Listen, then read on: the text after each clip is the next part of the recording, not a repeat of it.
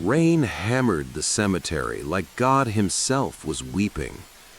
Eleanor Kingston stood motionless beneath her black umbrella, watching the mahogany coffin descend into the earth, and she felt nothing. Not because she didn't care, but because she had cried so much in the past week that her tear ducts had simply surrendered. Beside her, her son Daniel stood without an umbrella. The rain soaked through his $10,000 suit, plastered his dark hair to his forehead, and he didn't seem to notice or care. His eyes were fixed on the grave with an emptiness that terrified her more than his grief ever could. The priest finished his prayers. Mourners began to disperse, murmuring condolences that meant nothing, already thinking about the catered reception and whether they'd make their dinner reservations. But Daniel didn't move. He stood there as if his feet had grown roots into the wet earth. Eleanor touched his arm. "Daniel, it's time to go." He didn't look at her. She was pregnant, Mother. Eleanor's blood turned to ice. "What?" 8 weeks. His voice was hollow, mechanical, like a recording of a human being rather than the real thing. She hadn't even told me yet. I found the test in her purse at the hospital. After. Eleanor couldn't breathe. A grandchild. She had almost had a grandchild, and she never knew. "I was going to be a father," Daniel continued, and now his voice cracked, just slightly, like a fault line appearing in stone. "Now I'm burying my wife and a child who never got to exist." He walked away before she could respond, into the rain, alone. Eleanor watched him go, and she understood with terrible clarity that she wasn't just watching her son grieve, she was watching him die, slowly, from the inside out. 3 years passed. 3 years of watching Daniel transform from a grieving widower into something far worse, a ghost inhabiting a living body. He threw himself into work with a ferociousness that frightened his board members and impressed his competitors. Kingston Holdings grew from an $8 billion empire to nearly $13 billion under his obsessive leadership. He worked 18-hour days. He slept in his office more than his penthouse. He dated no one, saw no one, felt nothing. At 32 years old, Daniel Kingston was the most successful and the most empty man Eleanor had ever known. She tried everything. She arranged dinners with suitable women from suitable families, Harvard graduates, Olympic athletes, European nobility. Daniel canceled them all. When she managed to trap him into attending, he sat through the meals with polite indifference, answered questions with monosyllables, and never called any of them again. "He's not ready," people told her. "Give him time." But Eleanor knew better. Time wasn't healing Daniel. Time was calcifying him. Every month that passed, the walls around his heart grew thicker. Every year, he retreated further into his fortress of spreadsheets and acquisitions and quarterly reports. She was losing him, and she was running out of ideas. The solution came to her on an ordinary Tuesday evening, during a conversation with her oldest friend. Margaret Chen had been Eleanor's confidant for 40 years, ever since they'd worked together at a Manhattan law firm. Eleanor as a secretary, Margaret as a junior associate. They'd climbed very different ladders since then, but their friendship had endured. "He canceled again?" Margaret asked, swirling wine in her glass. Vanessa Crawford, Harvard-educated, Olympic equestrian, fluent in 4 languages. He didn't even let her finish the appetizer course before inventing an emergency. And let me guess, she spent the whole dinner talking about herself and eyeing his watch. Eleanor sighed. "They all do. Every woman I introduce him to sees the Kingston name and loses her humanity. They become performing seals, balancing dollar signs on their noses." "To be fair, your son is worth $12 billion. 12.4. He closed the Morrison deal. My condolences on your continued obscene wealth. Eleanor moved to the window of her private study, staring out at the manicured gardens that surrounded the Kingston estate. I'm losing him, Margaret. Every month he retreats further. He's 32 years old and he's living like he's waiting to die. Victoria's death broke him. No, Victoria's death shattered him. What's breaking him is the loneliness he refuses to acknowledge. He needs someone, not a trophy wife, not a social climber, someone who would love him if he had nothing. Margaret laughed without humor. And how exactly do you plan to find someone like that? Hold a press conference? Wanted woman with pure heart, apply within? Eleanor didn't answer immediately. Her mind was racing, pieces clicking together like a puzzle she hadn't known she was solving. When she finally spoke, her voice was different, sharper, filled with dangerous purpose. What if the women didn't know who he was? Eleanor, what are you thinking? She turned from the window, and Margaret saw something in her eyes that made her sit up straighter. Eleanor Kingston had made her fortune by being smarter than everyone else in the room. When she got that look, things happened. Empires rose or fell. Lives changed. I'm thinking about who I used to be, Eleanor said. She picked up an old photograph from her desk, herself at 23, in a simple dress, with calloused hands and tired eyes. Before I married Daniel's father, I cleaned houses for a living. I know how people treat the help. I know how that treatment reveals their true character. Margaret's eyes widened. Eleanor, you're not suggesting. I'm not suggesting anything.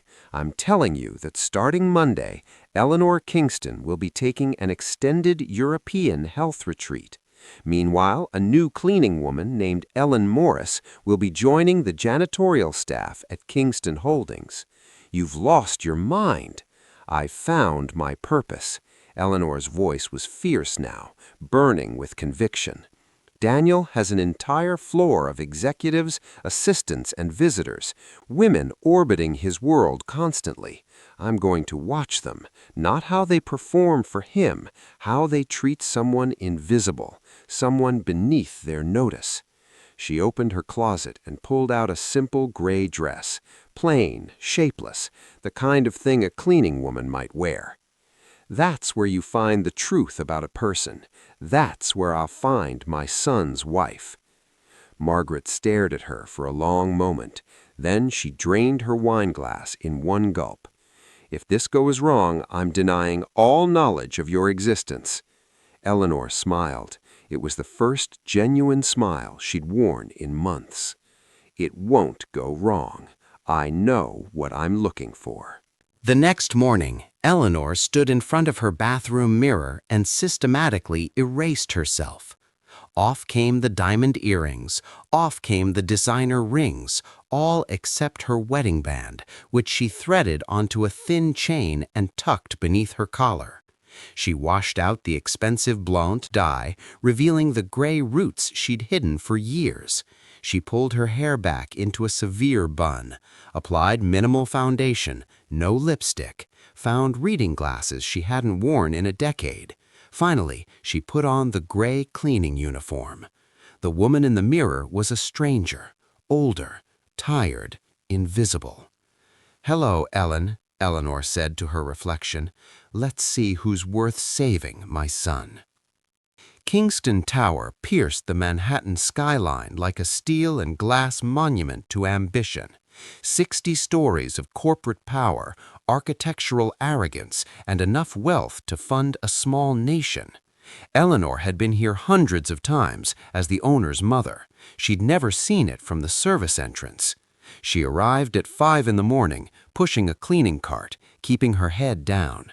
A supervisor named Gerald met her at the loading dock, a tired man in his 50s who looked like he'd been doing this job long enough to stop seeing the people who did it. "Morris, right? New girl?" "Yes, sir. First day." Executive floor, 52nd. You're taking over for Linda while she's on maternity leave. Simple rules. Be invisible, be thorough, don't speak to executives unless spoken to, and for God's sake, don't touch anything on the desks. Understood. You'll do the early shift, 5 a.m. to 2 p.m. The big boss sometimes sleeps in his office, so work around him quietly if he's there. Eleanor's heart clenched. Her son, sleeping in his office, too broken to even go home to an empty apartment. The big boss? She asked, keeping her voice neutral. Daniel Kingston, owner of everything you see. Just stay out of his way. He doesn't bite, but he doesn't exactly spread sunshine either. Eleanor nodded and headed for the service elevator, already cataloging everything she needed to learn about this invisible world that existed within her son's empire. The first week was an education in human nature. Eleanor mopped floors, emptied trash cans, cleaned windows, and watched. Always watched. She observed how people behaved when they thought no one important was looking, and what she saw made her stomach turn. On Monday, she witnessed a senior executive named Bradley Harmon berate his assistant until the young woman was nearly in tears, then transform into charm itself when a board member walked past. The mask slipped on and off so seamlessly that Eleanor understood it must be habitual. On Tuesday, she entered the executive break room to find two women gossiping. Nicole Graves, a sleek and ambitious marketing director, was holding court with her friend Meredith. Honestly, if I could just get 5 minutes alone with Daniel Kingston, I could make him forget he ever had a wife. Nicole, that's ice cold. The man lost his wife. 3 years ago. There's a statute of limitations on grief, and that estate doesn't have a mistress. I've been practicing my accidental coffee spill move. Ruins my blouse just enough to be noticed, not enough to be pathetic. They laughed like jackals. Eleanor cleaned the table next to them, invisible, and mentally crossed Nicole off any list she might ever consider. Later that same day, Eleanor experienced Nicole's cruelty firsthand. She was mopping the hallway outside the marketing department when Nicole came striding through with Meredith, both carrying designer coffee cups and talking loudly about some upcoming campaign launch. Eleanor stepped aside to let them pass, pressing herself against the wall with her mop bucket. Nicole stopped abruptly, wrinkling her nose. God, what is that smell? She looked around dramatically, then her eyes landed on Eleanor's cleaning supplies. Oh, of course, the Pine Sol parade. Meredith giggled. Nicole, stop! What? I'm just asking. Nicole stepped closer to Eleanor, examining her with the kind of detached curiosity one might show a zoo animal. You know, I read somewhere that the cleaning chemicals these people use all day actually damage their brain cells over time. Explains a lot, doesn't it? Eleanor kept her eyes down. Sorry for any inconvenience, ma'am. I'll move my cart. Your cart? Nicole laughed, high and sharp. Honey, the cart is probably worth more than you are. No offense. None taken, Eleanor said, quietly, though her hands tightened on the mop handle. Nicole turned to Meredith, speaking loudly enough for Eleanor to hear every word. This is exactly why I told my mother I'd rather die than end up like these people. Can you imagine spending your whole life on your knees cleaning up after people who actually matter? She walked away without another glance, her heels clicking against the floor Eleanor had just mopped. Eleanor stood there for a long moment, something cold settling in her chest. Not hurt, she had survived worse insults in her lifetime, but understanding. She was seeing who these people really were beneath their professional masks, and she was taking notes. On Wednesday, she found an expensive diamond earring on the floor near the elevators. She returned it to a female VP named Sandra Wells, who took it without looking up from her phone and didn't say thank you. That afternoon, Eleanor encountered another woman who would leave a lasting impression, though not a positive one. Victoria Chase was a senior partner at the law firm handling Kingston Holdings' largest acquisitions. She visited the executive floor regularly, always dressed impeccably, always with an air of superiority that seemed to precede her like an expensive perfume. Eleanor was cleaning the glass conference room walls when Victoria swept in with 2 junior associates trailing behind her like anxious ducklings. "Set up in here," Victoria commanded, "and someone get me a decent coffee, not that swill from the break room." One of the associates scurried off. Victoria began spreading documents across the conference table, then paused, frowning at a water spot on the glass that Eleanor hadn't yet reached.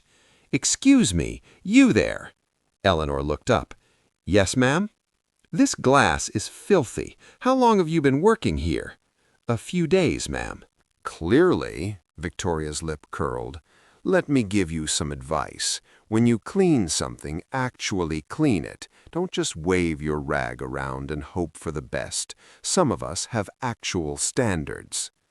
"I apologize. I don't need your apologies. I need competence." Victoria turned to her remaining associate.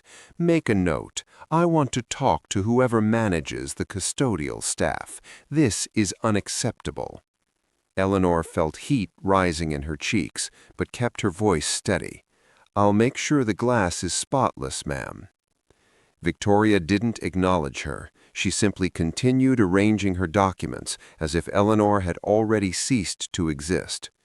As Eleanor carefully re-cleaned the already immaculate glass, she heard Victoria speaking to her associate in a low voice, but not low enough. "These people think showing up is the same as doing the job. No ambition, no attention to detail. That's why they end up pushing mops instead of pushing deals." Eleanor said nothing, but she remembered. She filed Victoria Chase away in her mental catalog. Cruel, dismissive, the kind of woman who measured human worth by job titles and tax brackets. On Thursday, she was cleaning outside Daniel's office late in the evening when she heard his voice through the door. "I said no. I don't care who you are. I'm not interested. Stop trying to save me." A pause, then quieter, more broken. "Some people aren't meant to be saved." Eleanor gripped her mop so hard her knuckles went white. It took every ounce of willpower she possessed not to burst through that door and hold her son. But that would ruin everything. She had to be patient. She had to find him someone who could do what she couldn't. Later that week, Eleanor witnessed something that made her blood boil in an entirely different way. She was restocking the supply closet near Daniel's office when Victoria Chase arrived for an unscheduled meeting. Eleanor could see through the slightly open closet door as Victoria straightened her blouse, undoing one more button than was strictly professional, and ran her fingers through her hair before knocking. "Daniel, do you have a moment? I have some urgent updates on the Morrison acquisition." Eleanor heard her son's tired voice. "Come in." Through the gap in the door, Eleanor watched Victoria enter Daniel's office. Her walk had changed, slower, more deliberate. She closed the door behind her, but not completely. The latch didn't catch. "I thought we could review these documents together." Victoria moved around Daniel's desk, standing far closer than any professional consultation required. She leaned over to point at something on his screen, and her perfume must have enveloped him entirely. "See this clause here? I had to fight very hard to get these terms." "The terms look fine," Daniel said flatly, not looking up from his computer. "Send the summary to Marcus." Victoria didn't move. Instead, she perched on the edge of his desk, an intimate gesture that made Eleanor's jaw clench. "Daniel, you work too hard. When's the last time you took a break? Had dinner somewhere that wasn't your office?" "I eat when I need to." "That's not what I mean." Victoria's voice dropped to something softer, more suggestive. I know a wonderful place downtown, very private, excellent wine selection. We could discuss business, or not." A long pause. "Miss Chase," Daniel's voice was ice, "I hired your firm for legal expertise. If I wanted dining recommendations, I'd consult Yelp." Eleanor almost laughed out loud. Victoria's composure slipped for just a moment, a flash of embarrassment and irritation crossing her faces. Then she recovered, sliding off the desk with practiced grace. "Of course, forgive me. I just thought, after everything you've been through, you might want some company. What I want is the Morrison file on my desk by Friday. Is there anything else?" "No, nothing else." She left the office, walking right past the supply closet where Eleanor was hidden. Her face was flushed with humiliation, her jaw set with barely contained fury. Eleanor watched her go, feeling a grim satisfaction. Her son might be broken, but he wasn't stupid. He could see through women like Victoria Chase from a mile away. The problem was, he could also see through everyone else. His defenses were so high that no one could reach him. Not the schemers, but not the genuine ones either. If there were any genuine ones left to find. The following week, Eleanor witnessed Victoria's second attempt. This time, Victoria arrived with a bottle of expensive scotch, claiming it was a gift from a grateful client who wanted to thank Kingston Holdings for the successful merger. "I thought you might appreciate it," Victoria said, setting the bottle on Daniel's desk with a smile that didn't reach her eyes. 25 years single malt, very rare. Daniel glanced at the bottle, then at Victoria. "Leave it with Marcus. I was hoping we could open it together, celebrate the Morrison deal properly." She moved closer, her voice dropping to that intimate register again. "You know, Daniel, I've always admired how you handle pressure. There's something very attractive about a man who stays calm when everyone else is panicking." Eleanor was dusting a nearby bookshelf, utterly invisible to both of them. She watched the scene unfold with a mixture of disgust and grudging respect for Victoria's persistence. Daniel finally looked up from his work. His eyes were cold, unreadable. "Miss Chase, I'm going to be direct with you because you don't seem to be understanding the subtle version." He stood, and despite Victoria's heels, he towered over her. "I am not interested in dinner. I am not interested in drinks. I am not interested in you. Not now, not ever. If you continue to mistake professional meetings for personal opportunities, I will find a new law firm. Are we clear?" Victoria's face went pale, then red. Her mask cracked completely, revealing something ugly underneath, wounded pride and simmering resentment. "Crystal clear, Mr. Kingston." Her voice was brittle. "I apologize for the misunderstanding." She turned and walked out, her heels striking the floor with sharp, angry clicks. Eleanor continued dusting, her heart aching for her son even as she felt a flicker of hope. He was still in there, the man who valued substance over performance, honesty over manipulation. He just needed someone worthy of that man, someone who wouldn't try to seduce him with expensive scotch and strategic cleavage, someone who would simply be genuine. On Friday of her second week, Eleanor found her. The girl came out of nowhere. Eleanor was mopping the executive floor corridor when she heard rapid footsteps and panicked breathing. She looked up to see a young woman, mid-20s, dark hair, professional clothes that were clearly purchased on a budget, rushing toward the conference room with an overstuffed box of legal documents. The girl wasn't looking where she was going. She was looking at her phone, at the time, at the approaching deadline that clearly terrified her. She didn't see the slight ridge in the carpet where two sections met. She tripped.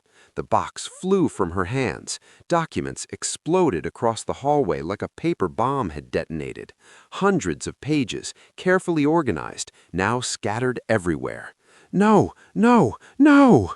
The girl dropped to her knees, frantically gathering papers. Her eyes were red. She'd been crying before this happened, Eleanor realized.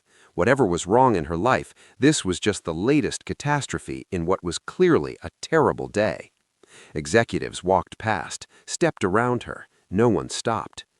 Eleanor watched this for exactly 3 seconds. Then she set down her mop, knelt beside the girl, and started gathering papers. The girl looked up, startled. "Oh, you don't have to." 4 hands are faster than 2. Something shifted in the girl's expression. Surprise, gratitude, the bewilderment of someone who had expected nothing and received kindness. "Thank you. I'm such a disaster. It's my first month here and I just—" She sniffed, wiping her eyes with the back of her hand. "Sorry, my grandmother's in the hospital and I can't focus, and I'm definitely getting fired if I mess up this delivery." "Breathe," Eleanor said. "We've got this." They gathered papers together in efficient silence. Eleanor noticed that the girl kept thanking her, genuinely, making eye contact, treating her like a person. When they finished, the unreassembled box clutched to her chest like a lifeline. "I'm Aria, by the way. Aria Campbell." "Ellen." "Ellen, you just saved my career, and probably my sanity. If there's ever anything I can do—" A sharp voice cut through the hallway. "Campbell, those documents were supposed to be in the conference room 5 minutes ago." Aria scrambled. "Coming, Mr. Harmon. I'm so sorry." She ran toward the conference room, then stopped and turned back to wave. "Thank you, Ellen. I owe you coffee." Eleanor watched her go. Something sparked in her chest, a feeling she hadn't experienced in years. Hope. That night, Eleanor sat in her private study, still wearing the cleaning uniform, and researched Aria Campbell. 27 years old, Legal Research Department, UCLA Law School, graduated in the top 10% of her class despite working 2 jobs throughout. Massive student debt, single, living in a tiny Brooklyn apartment. Her background was heartbreaking. Parents killed in a car accident when she was 7, raised by her grandmother, Rose Campbell, who had sacrificed everything to give Aria a chance at a better life. Rose had worked double shifts as a hospital cafeteria worker, taken in sewing and ironing on weekends, and somehow scraped together enough to keep Aria in good schools with proper supplies. Currently, Rose had been diagnosed with early-stage Alzheimer's. The woman who had given everything to raise her granddaughter was now slowly losing her memories, losing the very history of their lives together. Aria was working herself to exhaustion, trying to afford better care facilities, desperate to give her grandmother the same devotion Rose had shown her. Margaret's voice crackled through the phone. "One good deed doesn't make her a saint, Eleanor." "No, but it made her interesting. I need to observe more." "How? You clean the executive floor, she works in the basement." Eleanor smiled. "What a coincidence. I believe the executive floor cleaner is about to need some assistance with the lower levels." Over the next 2 weeks, Eleanor found excuses to clean near Aria. She mopped floors outside the legal research department. She emptied trash cans near Aria's desk. She became a fixture in the service stairwells, where Aria sometimes took her lunch break. Slowly, carefully, she built a friendship. "Ellen, what are you doing down here?" Eleanor looked up from her mop to find Aria smiling at her. Even exhausted, with dark circles under her eyes, the girl radiated warmth. "They needed extra hands this week. How's your grandmother?" Aria's smile faltered. "Some days are harder than others. Yesterday she called me by my mother's name. I know I should be grateful she remembers the family at all, but that must be incredibly painful." "It is. She's all I have left." Aria's voice cracked slightly. "She raised me when no one else would, worked herself to the bone so I could have a chance, and now I watch her forget everything. Forget my mother, forget my grandfather, forget the life she built. Some days she forgets she raised me at all." Eleanor's heart ached. She understood that kind of love. The fierce, protective love between a grandmother and the child she'd raised as her own. "But I'm hoping if I work hard enough here," Aria continued, straightening her shoulders, "maybe I can move up, afford better treatment centers. The good ones cost a fortune, but they have specialized memory care programs, music therapy, art therapy, things that can slow the progression. She deserves that. She deserves everything. Eleanor filed this away. Loyalty, gratitude, selflessness. A woman who measured success not in money or status, but in her ability to care for someone she loved. On another day, Eleanor watched from around a corner as a senior attorney condescendingly criticized Arya's work in front of colleagues. This brief is adequate, nothing special. Maybe in a few years you'll learn to write with actual flair. Arya took the insult calmly. I appreciate the feedback, sir. I'll work on it. The attorney left. Only then, when she thought no one was watching, did Arya's composure crack. She closed her eyes, took a shaky breath, opened them again, returned to work. No bitterness, no tantrum, just quiet perseverance in the face of humiliation. Eleanor had spent 40 years in business. She knew how rare that kind of dignity was. Another day, Eleanor was eating lunch alone in a service stairwell, the only place where cleaning staff could sit without being told to move, when Arya appeared. "Ellen, why are you eating here?" "Break rooms are complicated sometimes." Understanding flickered in Arya's eyes. The social hierarchy, the silent judgment, the way certain spaces made it clear you didn't belong. "Scoot over." She sat beside Eleanor on the cold concrete steps. "You don't have to," Eleanor started. "I don't have anywhere important to be, and no one should eat alone unless they want to." She pulled out a sandwich that looked like it had been assembled in the dark by someone who had never seen food before. "Fair warning, my cooking is terrible. This sandwich is basically a cry for help." Eleanor laughed, actually laughed. The sound felt foreign in her throat, like a language she'd forgotten how to speak. They ate together in comfortable silence, two women from opposite ends of the social spectrum, sharing a moment of simple humanity in a cold stairwell. When Arya left, Eleanor sat alone for a long time thinking. This was the one. She felt it in her bones. But she still needed to see Arya with Daniel, still needed to know if the spark she suspected could actually ignite. Now she had to find a way to bring them together. Before we continue, do you think Arya is truly the one who can break the walls Daniel has built over the years? Tell me in the comments, and don't forget to like and subscribe so you don't miss out on what happens next. Eleanor's first attempt to create an encounter between Arya and Daniel failed spectacularly. She remembered that Daniel took the service elevator on Wednesday mornings to avoid the executives who crowded the main elevators with requests and complaints. She also knew that Arya often arrived early on Wednesdays to use the research library before it got crowded. The plan was simple. Delay Arya in the lobby just long enough for her to catch the same service elevator as Daniel.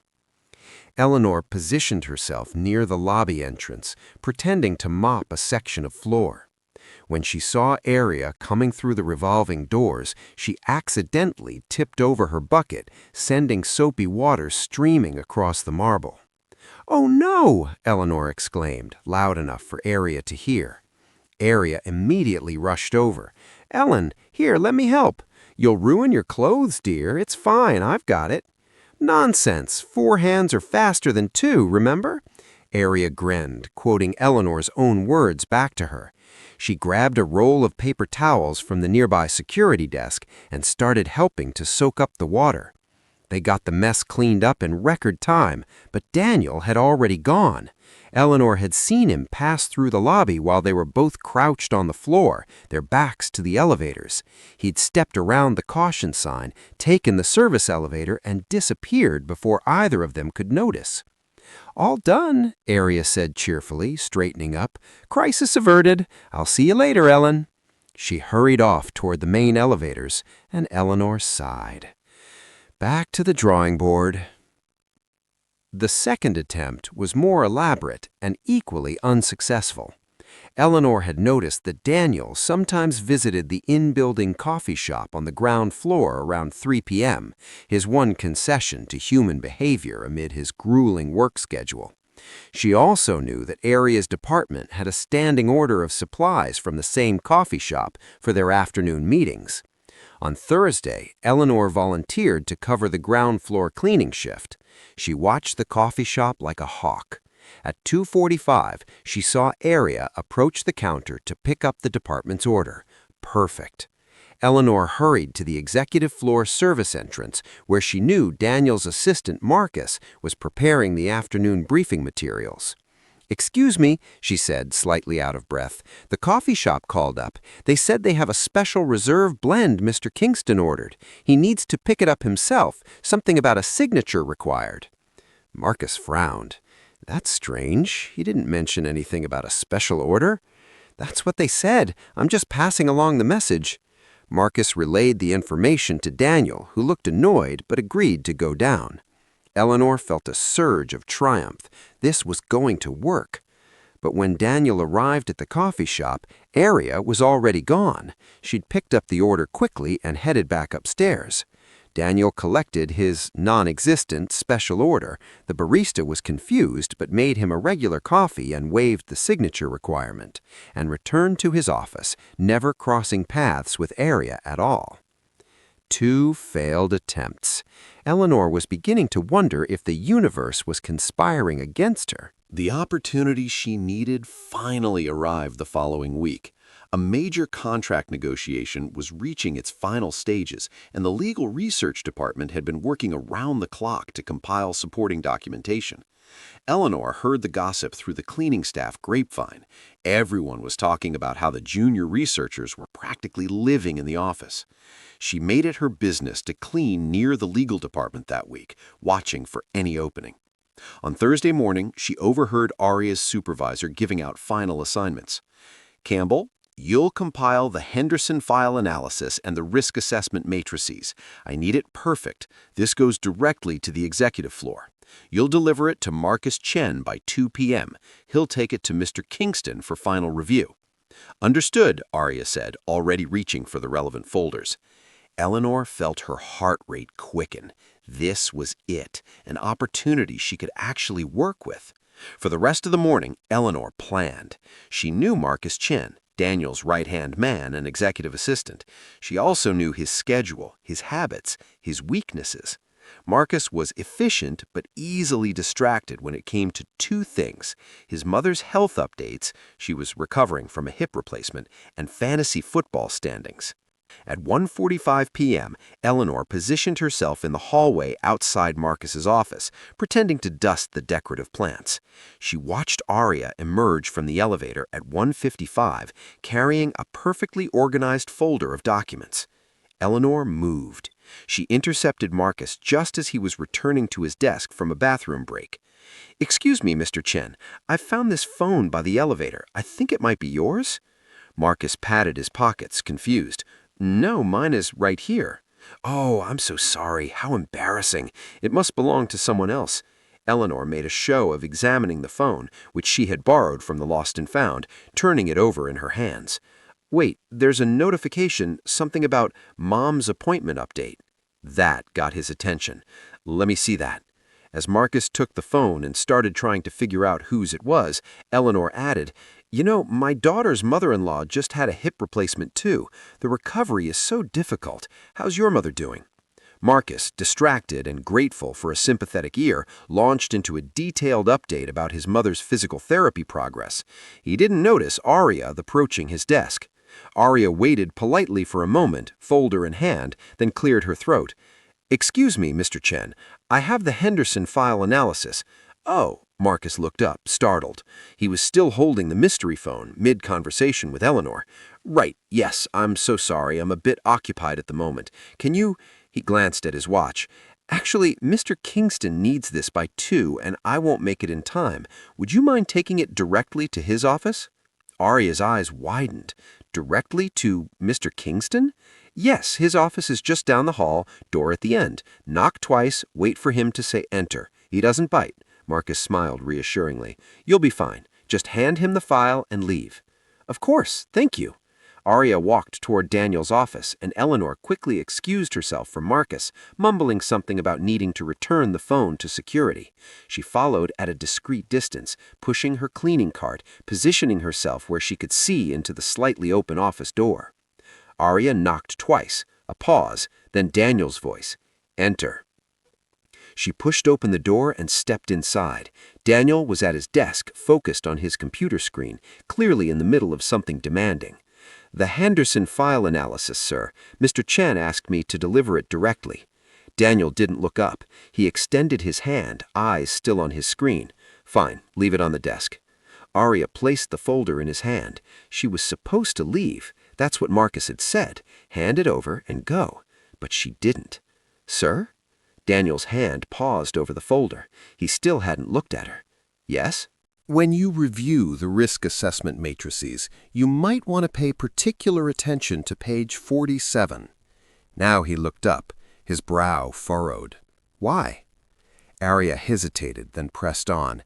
There was a discrepancy in the original data from the Henderson team.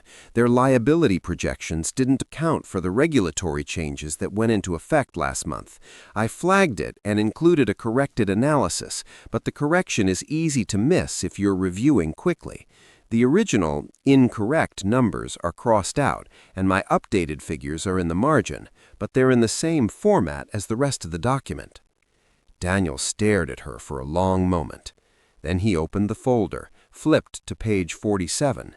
His eyes scanned the page. "You're right," he said slowly. "If someone reviewed this quickly, they'd see the original liability projection of 2.3 million and miss the correction." He looked at the marginal note. "The actual exposure is closer to 4.8 million with the new regulations." "Yes, sir. I thought you should know before the final review. An error like that in the negotiation could cause significant problems." Daniel closed the folder. For the first time, he really looked at her, not through her, not past her, but at her. "What's your name?" "Arya Campbell, sir, Legal Research Department." "Campbell." He seemed to be filing the name away somewhere. "That was good work. Catching something like this takes attention to detail and courage. Most people would have let it slide rather than risk pointing out a flaw to the CEO. Arya felt heat creeping up her neck. "I just thought you should know, sir, that's all." "Well," a ghost of something crossed his face, not quite a smile, but the faint memory of one. "Thank you, Miss Campbell. You may have just saved us a very expensive mistake." "You're welcome, sir." She turned and walked out, closing the door behind her. In the hallway, she nearly walked straight into Ellen, the cleaning lady, who was dusting a light fixture with suspicious intensity. "Oh, Ellen, sorry, I didn't see you there." "Everything all right, dear? You look flushed." Arya let out a shaky breath. I just corrected the CEO on a document, to his face. And he thanked me." Arya looked dazed. "He actually thanked me." Eleanor smiled, warmth blooming in her chest. "Sounds like he's smarter than he looks." Arya laughed, the tension breaking. "I need to go. I think I need to sit down, or have a drink, or both." She hurried off toward the elevators, and Eleanor watched her go. Through the still slightly open door of Daniel's office, Eleanor could see her son sitting at his desk. He hadn't gone back to his computer. He was staring at the folder in his hands, at page 47, with an expression she hadn't seen on his face in years. Interest. They finally communicated, Eleanor thought, her heart soaring. Now I just need to bring them together again. But before she could formulate another plan, fate decided to intervene.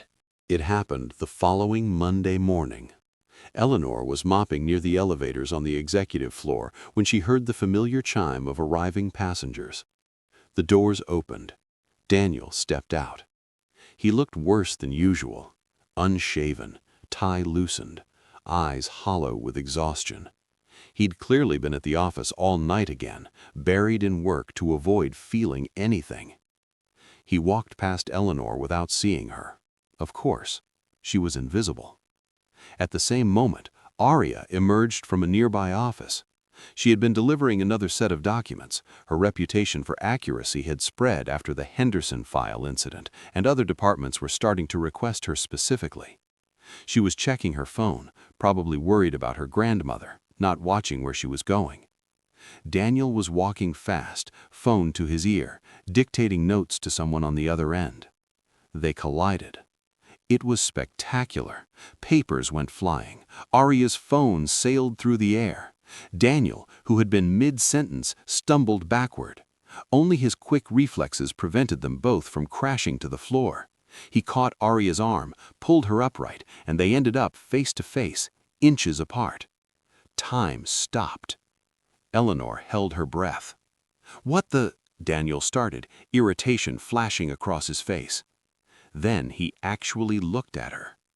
Recognition dawned in his eyes. The Henderson file, page 47. Arya stared up at him, horrified. I'm so sorry. I wasn't looking and I—" She pulled away, dropped to her knees, started frantically gathering papers. "God, I'm so sorry, Mr. Kingston. This is completely my fault. I'll just—" "Stop." She froze. Daniel knelt beside her, started helping her gather documents. Arya stared at him like he'd grown a second head. She had expected fury, maybe termination. Not this. "You're shaking," he observed. "You're the CEO. I almost knocked you down the stairs." "I've survived worse." Was that amusement in his voice? Eleanor could barely believe it. He handed her a stack of papers. His fingers brushed hers just for a moment. "Page 47, he said quietly. Arya blinked. "I'm sorry." "You're Arya Campbell, legal research. You caught the Henderson liability error." He studied her face. "I remembered your name." A faint blush crept across Arya's cheeks. The CEO of a $13 billion company remembered her name? Yes, that was me. Thank you for— I was just doing my job." "Most people just do their job by doing the minimum. You went further, twice now." He stood, extended a hand to help her up. She took it after a moment of hesitation. "How is your grandmother?" Arya went pale. "You know about my grandmother?" "I overheard you on the phone last week, in the stairwell near the research library. You were talking about her memory issues. It wasn't intentional, I was passing through." Arya looked mortified. "I'm so sorry. I shouldn't have taken personal calls at work." "That's not why I'm asking." He studied her for a moment, and something flickered in his eyes. Curiosity, interest, something Eleanor couldn't quite name, but recognized instantly. It was the first sign of life she'd seen in her son for 3 years. Kingston Holdings has partnerships with several memory care facilities, top-tier programs. If you need resources, talk to HR and mention my name. There might be options through the Employee Wellness Program. He wasn't hitting on her. He wasn't leveraging his power. He was being genuinely, unexpectedly kind. Arya's eyes filled with tears. She immediately blinked away. "That's incredibly generous, but I couldn't." "Yes, you could. Good work deserves recognition. So does loyalty." He nodded and walked away. Back to his office, back to his isolation. Arya stood frozen in the hallway, still holding her scattered papers, looking like someone had just rewritten the laws of physics in front of her. Eleanor watched from around the corner, tears of joy streaming down her face. Her son, her cold, closed-off son, he was still in there. The humanity was buried deep, but it existed. And this girl, this kind, stubborn girl, had just reached it with nothing more than being herself. Nature had done what all her schemes couldn't quite accomplish. And now, the spark had been lit. She didn't have to figure out anything else. Daniel did it himself. Over the following weeks, Eleanor watched her son find excuses to visit the legal research floor. He brought documents himself instead of sending assistants. He requested Arya specifically for projects that didn't technically require her skills. He promoted her to his special projects team, a legitimate promotion based on merit, but one that meant she now worked on the executive floor. They had lunch together. Working lunches, Daniel called them. Eleanor saw the way he leaned in when Arya spoke, the way his shoulders relaxed in her presence, the way, once, he almost smiled at something she said. Almost. But it was a start. Arya, for her part, seemed oblivious to what was happening. She treated Daniel with the same warmth she treated everyone, professional, friendly, genuine. She didn't simper or flatter. She didn't angle for advantage. She simply was herself.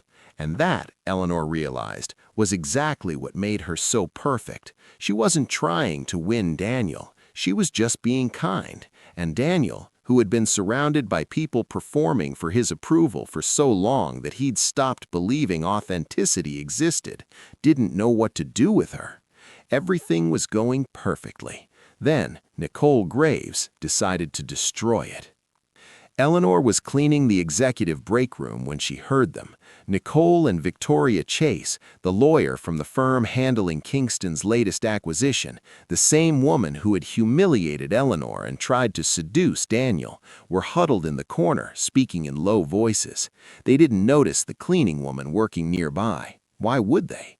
"She's clearly scheming," Victoria was saying. "A nobody from legal research doesn't just get promoted to the CEO's special projects team. I tried to get the cleaning lady to spy on her. She refused. Can you believe it? The nerve of these people." Eleanor remembered that conversation. Nicole had approached her 2 weeks ago, all false sweetness, and asked if Eleanor would be willing to keep an eye on Aria Campbell and report anything interesting. Eleanor had simply said she didn't gossip about colleagues and walked away. Nicole's face had twisted with contempt. "Forget the cleaning lady," Victoria said. Her voice was bitter. Eleanor could hear the lingering humiliation of Daniel's rejections. "I have a better idea." Victoria pulled out a folder. "Our firm ran a background check on Aria Campbell, standard procedure for anyone getting close to a major client. Look at this." Nicole read whatever was in the folder. Her eyes widened with vicious glee. "Oh my God, this is perfect. She'll never recover from this." Eleanor's blood ran cold. What had they found? She strained to hear more, but they lowered their voices and left. Eleanor stood alone in the break room, heart pounding, mind racing. Whatever they'd found, she needed to find it first. That night, Eleanor and Margaret worked until dawn. "I'm telling you, there's nothing concerning," Margaret said, exhausted and frustrated. "Clean record, good credit, considering her debt. No arrests, no scandals. There has to be something. They found something." Silence on the phone. Then, "Wait, there's a sealed record. Juvenile. She was 17. What is it?" "Eleanor, I can't access sealed juvenile records. That's illegal. Even for you. Find a way. You're crossing lines. I'm protecting my son, and I'm protecting her. If they found something, I need to know before they use it." A long pause. Then Margaret sighed. "I'll see what I can do, but you owe me for this, big time." The attack came the next morning. Eleanor arrived at Kingston Tower to find the building buzzing with whispers. People clustered around phones, pointed at screens, exchanged gleeful, scandalized looks. She found Aria in the women's bathroom on the executive floor. The girl was sobbing. Eleanor dropped all pretense. She grabbed Aria's shoulders, looked into her eyes. "What happened? What did they do?" Aria could barely speak. She just held up her phone. The headline read, "Legal Research Analyst Concealed Arrest Record, Theft Charges at 17. The article detailed how, at 17 years old, Aria Campbell had been arrested for shoplifting expensive medication from a pharmacy. Charges had later been dropped and the record sealed, but now it was everywhere, on company message boards, in employee inboxes, spreading like wildfire. "It was insulin," Aria whispered. "For my grandmother. We couldn't afford it.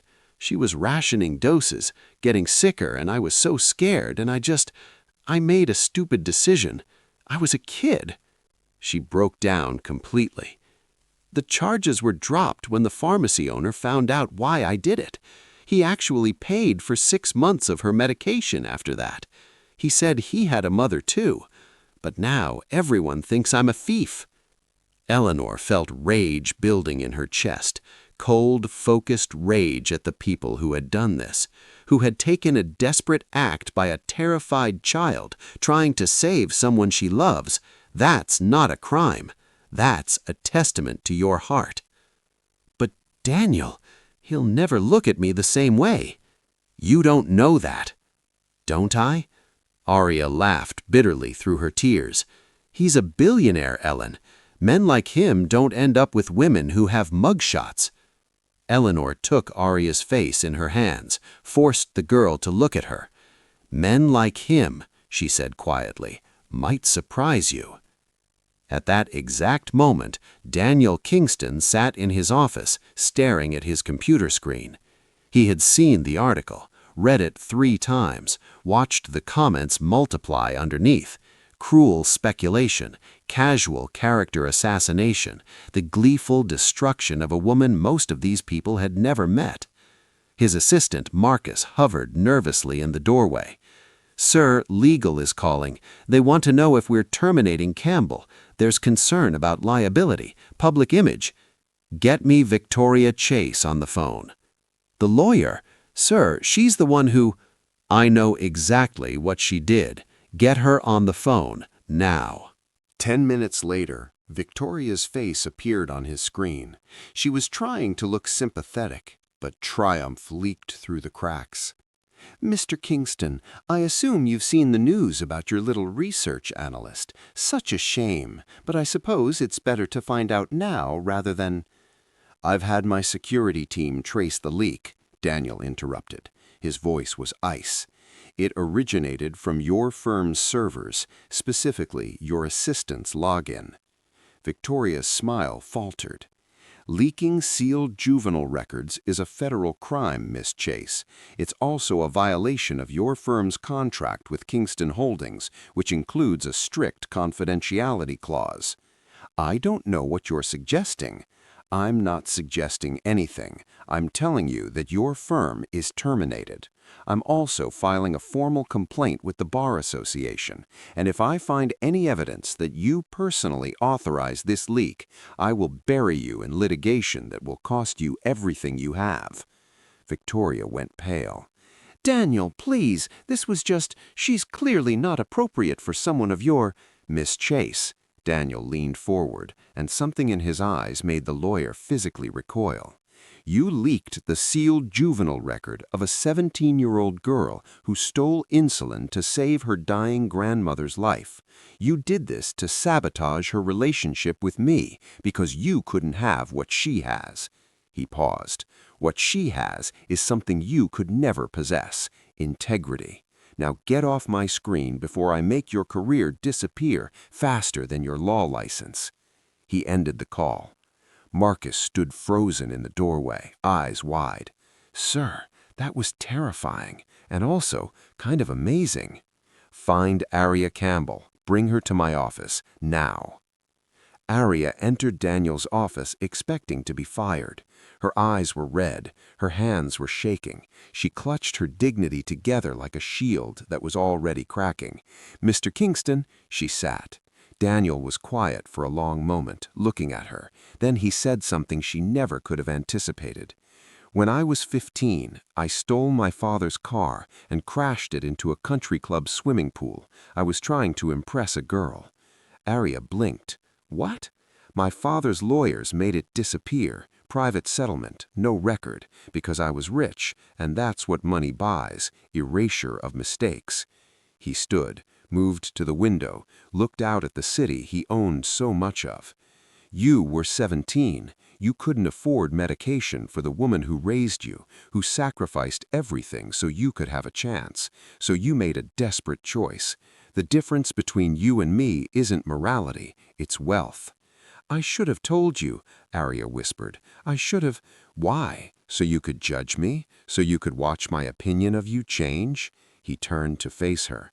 "My opinion hasn't changed. If anything, I understand you better now. You love deeply enough to risk everything. That's not a flaw." Arya stared at him, tears streaming down her face. "Why are you being so kind to me?" The question hung in the air. Daniel was quiet for a long moment. When he spoke, his voice was different, softer, more vulnerable than she had ever heard it. "Because you're the first person in 3 years who made me feel like I could be human again." He moved closer. "You treat everyone the same, Cleaning staff, executives, me, you have no idea how rare that is, how precious. Daniel, he moved closer. I lost someone I loved. I convinced myself I'd never feel anything again. And then you knocked into me in that hallway, and everything I'd built to protect myself started crumbling. He was standing right in front of her now, close enough to touch. I'm not going to fire you, Aria, and I'm not going to let anyone hurt you again. But I need you to know something. He took her hand. This isn't about work anymore. I'm falling for you, and that terrifies me, but not as much as the thought of losing you because I was too afraid to say it. Aria couldn't speak, couldn't think, could barely breathe. So she stopped trying to do any of those things. She kissed him instead. Eleanor watched through the slightly open office door, tears of joy streaming down her face. She had done it. Against all odds, against all logic, her insane plan had worked. Her son was alive again. He was feeling again. He was loving again. She was so focused on the moment that she forgot to be careful. Her sleeve had ridden up. The chain around her neck had shifted. Her wedding ring, the ring she'd worn for 40 years, the ring that hung in a portrait in the Kingston Tower lobby, was visible. An Aria, pulling back from Daniel's kiss, saw it through the doorway. Eleanor watched the girl's expression transform. Confusion, recognition, shock, devastation. The portrait in the lobby. Eleanor Kingston, matriarch of the Kingston family, wearing that exact ring. The cleaning lady was his mother. Everything was a lie. Aria stormed out of Daniel's office. Eleanor tried to intercept her. Aria? Don't. The word was a knife. Just don't. She turned. Her eyes were blazing with a hurt so deep it was almost rage. The ring. I saw the ring. The same ring in the family portrait in the lobby. Eleanor Kingston's wedding ring. Eleanor's heart shattered. You're not a cleaning lady. You're his mother. This whole time, let me explain. Explain what? That you've been spying on me? That every conversation we had was some kind of test? That our friendship was what? An audition? Daniel appeared in the doorway. What's going on? Aria pointed at the cleaning woman he'd walked past 100 times without really seeing. Ask your mother. Daniel looked at the woman, really looked for the first time. The blood drained from his face. Mother? Eleanor removed her glasses, straightened her posture, let the mask fall away. Daniel, Aria, I can explain everything. Daniel's voice was quiet, dangerous. Start now. In Daniel's private office, behind closed doors, Eleanor told them everything. She told them about watching Daniel die slowly after Victoria's death, about the parade of unsuitable women who saw nothing but dollar signs, about the desperate inspiration to go undercover, to find someone who would be kind when no one important was watching. She told them about meeting Aria, about the scattered papers and the genuine gratitude, about the lunches in the stairwell and the conversations about Rose. She told them about the humiliations she'd endured, Nicole's casual cruelty about cleaning chemicals and brain cells, Victoria's contempt over spotless glass. She told them about watching Victoria try to seduce Daniel with expensive scotch and strategic cleavage, and about the fierce pride she'd felt when he rejected her cold. She told them how watching Aria had started as a test and became something else entirely, something real.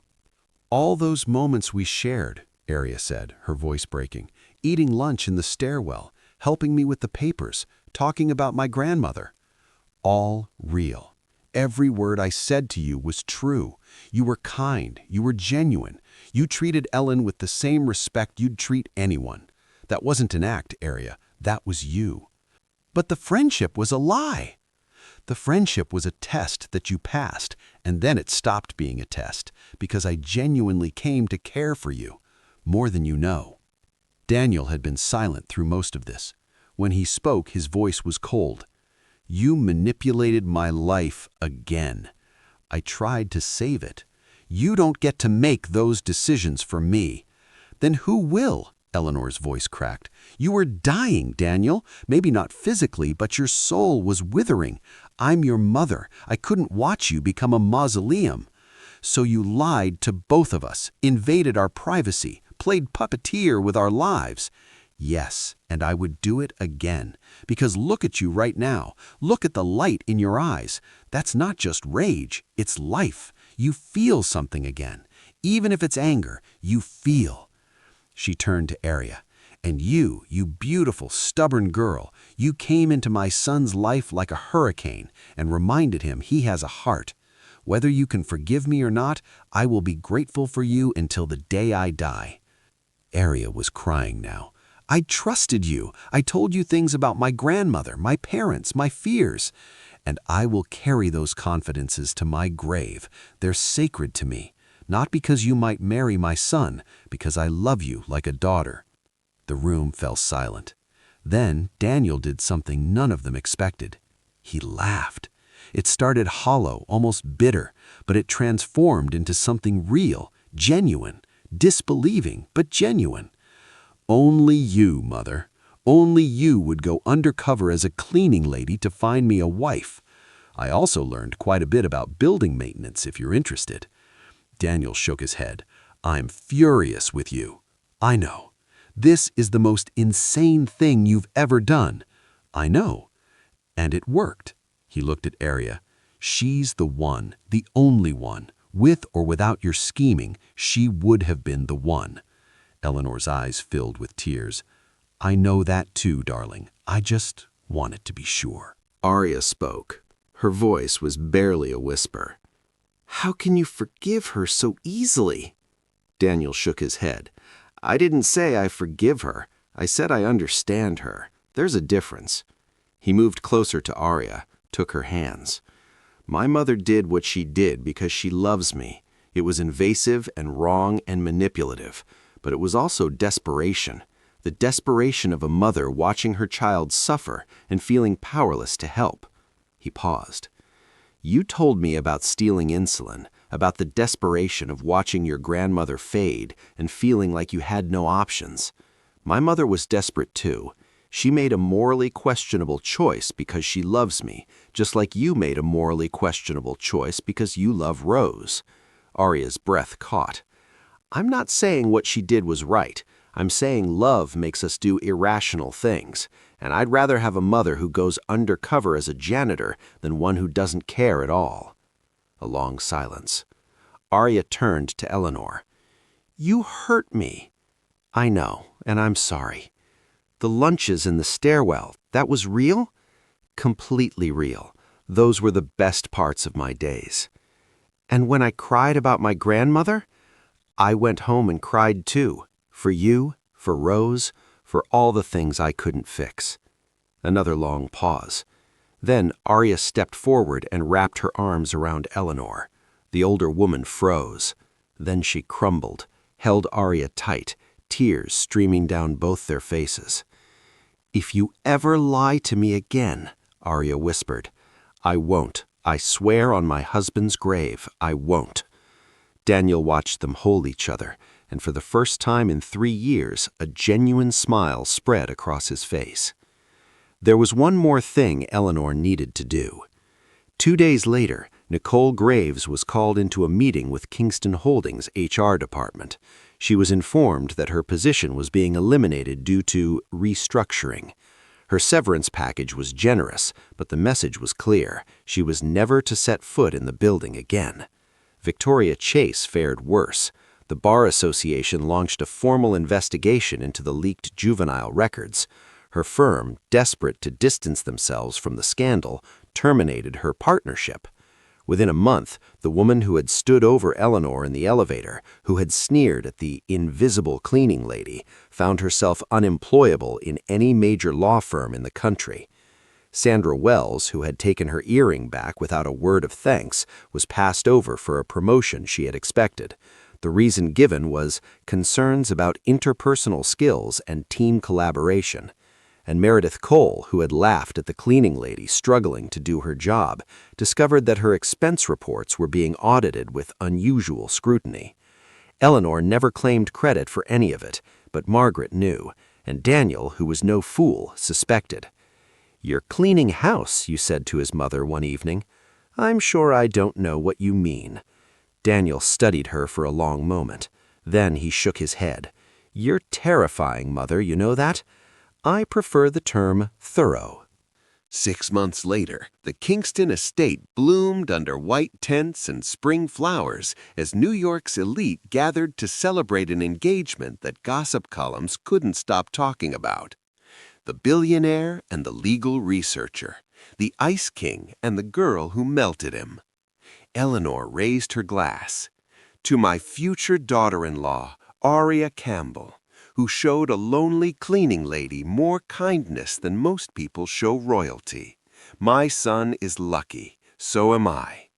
They drank. Aria blushed. Daniel smiled in a way Eleanor had not seen in 3 years.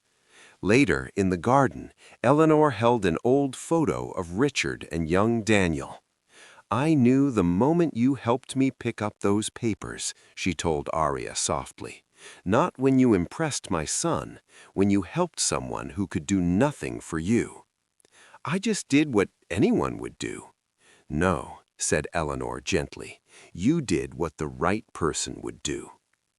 1 year later, sunlight poured through cathedral glass as Aria walked down the aisle.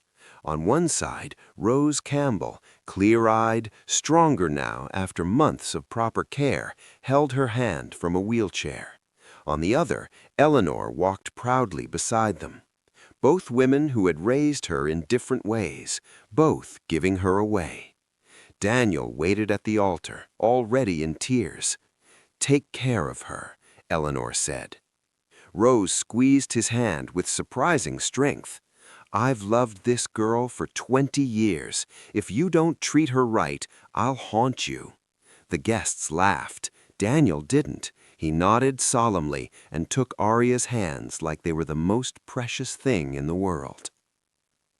What part of this story stayed with you the most? Tell me in the comments, and like and subscribe for more stories that make you feel. See you in the next one.